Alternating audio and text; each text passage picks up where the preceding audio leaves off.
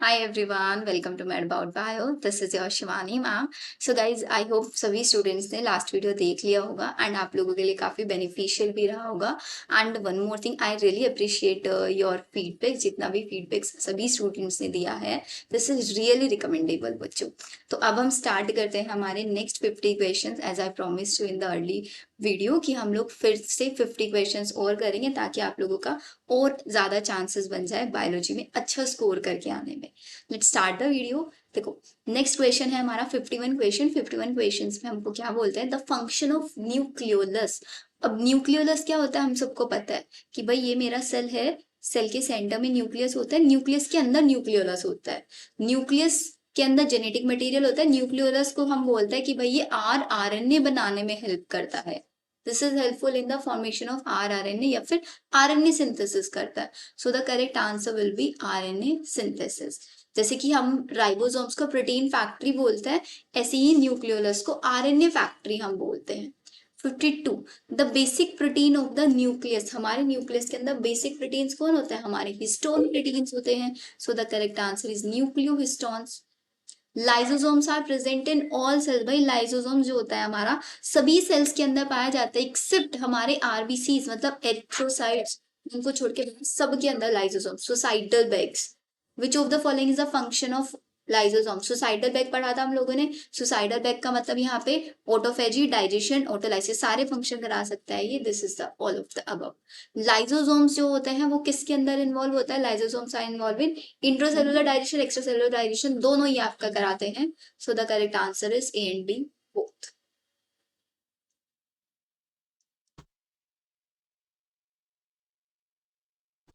Fifty six, who identified lysosomes. Lysosomes की structure किसने identify किया था, किसने इसको सबसे पहले डिस्कवर किया था, तो ये थे हमारे scientist Novikov.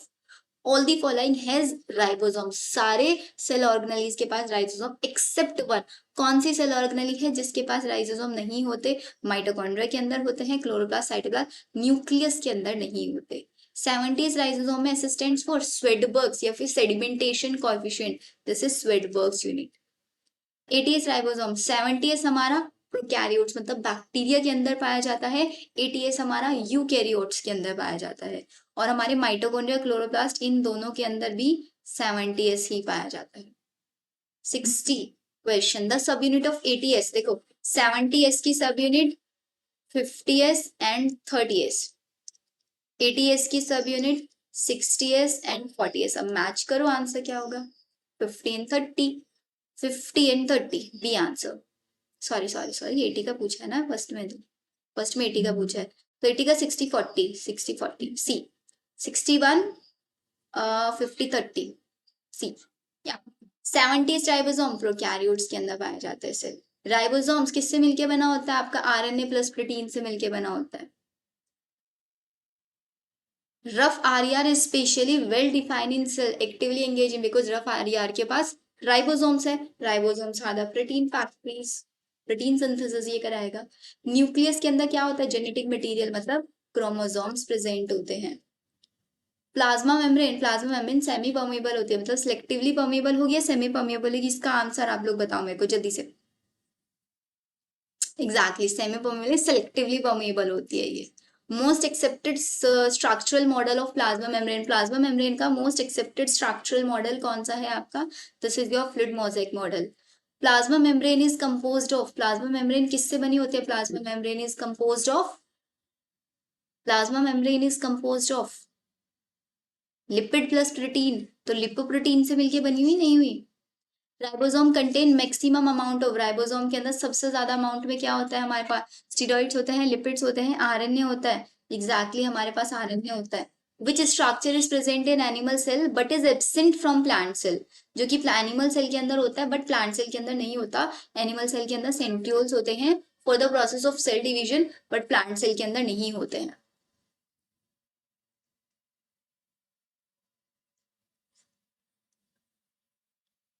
A unit membrane is about. एक यूनिट मैम्ब्रेन कितनी इसकी स्ट्रक्चर होती है, 75 से 100 एंगस्ट्रॉम की इसकी स्ट्रक्चर होती है. The enzyme which breakup starch को शुगर में ब्रेकना, मतलब स्टार्च का हाइड्रोलाइसिस, स्टार्च हाइड्रोलाइसिस अमाइलेज कराता है. डाइजेस्टिव सिस्टम का क्वेश्चन है. अगेन एपो एंजाइम क्या होता है? Apo enzyme is the protein part, coenzyme is the non protein part. Coenzyme non protein part होता है और हमेशा ऑर्गेनिक स्ट्रक्चर इसके अंदर प्रेजेंट होती है। तो इसका आंसर ऑलवेज है प्रोटीन, ऑफन है मेटल, वन है विटामिन, या फिर कौन सा होना चाहिए बच्चों इसका answer? Vitamin, because vitamin is a organic compound. Enzymes are named after their substrate. Enzymes के बाद में हम सफिक्स क्या ऐड करते हैं? Ase, permease, protease.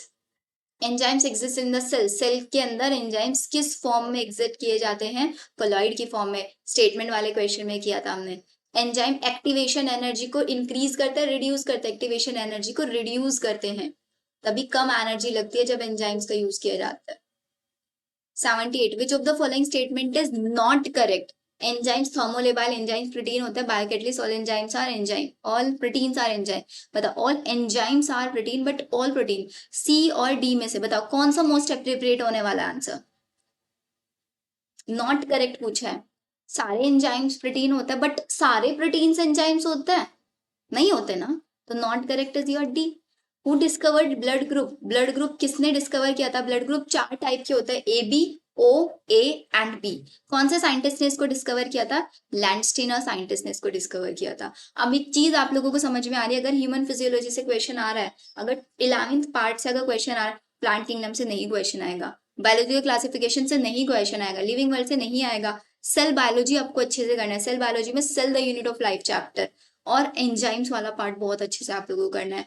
प्लस आप लोगों को बॉडी फ्लूइड एंड सर्कुलेशन वाला चैप्टर बहुत अच्छे से करना है। ये मोस्ट इंपॉर्टेंट चैप्टर्स हो गए जिससे सबसे ज्यादा क्वेश्चन आप लोगों को मिलने वाला है।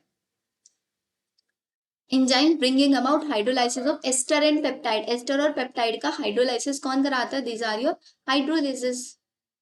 एरोबिक रेस्पिरेशन, एरोबिक एक होता है, एनारोबिक रेस्पिरेशन एक होता है, एरोबिक रेस्पिरेशन। तो हमारी जो एरोबिक रेस्पिरेशन होती है वो आपकी माइटोकॉन्ड्रिया के अंदर कराई जाती है। 82, bile reduce the surface tension and causes. Bile क्या कराता है? इमल्सिफिकेशन ऑफ फैट कराता है। डाइजेस्टिव सिस्टम से क्वेश्चन है। डायलाइसिस एक्सक्रीटरी सिस्टम से क्वेश्चन है। डायलाइसिस की वजह से क्या हो सकता है आपका? डायलाइसिस का काम क्या होता है? कॉलॉइड्स को सेपरेट करना क्रिस्टलॉइड से। एंड एक आप लोगों का किडनी डायलाइसिस आप लोग याद समझ रहे होंगे।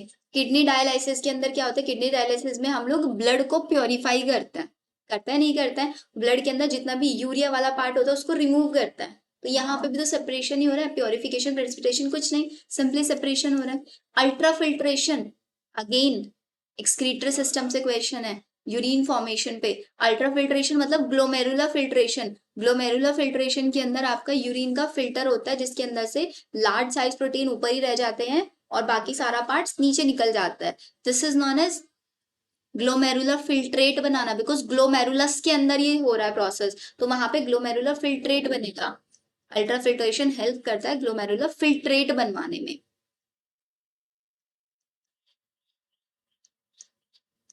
नेक्स्ट देखो, pH of RBC is lower due to. RBC की जो पीएच होती है बच्चों वो लो होती है, क्यों होती है? क्योंकि इसके अंदर इफेक्ट काम करता है जिस इफेक्ट को हम बोलते हैं गिब्स डॉनेन इफेक्ट।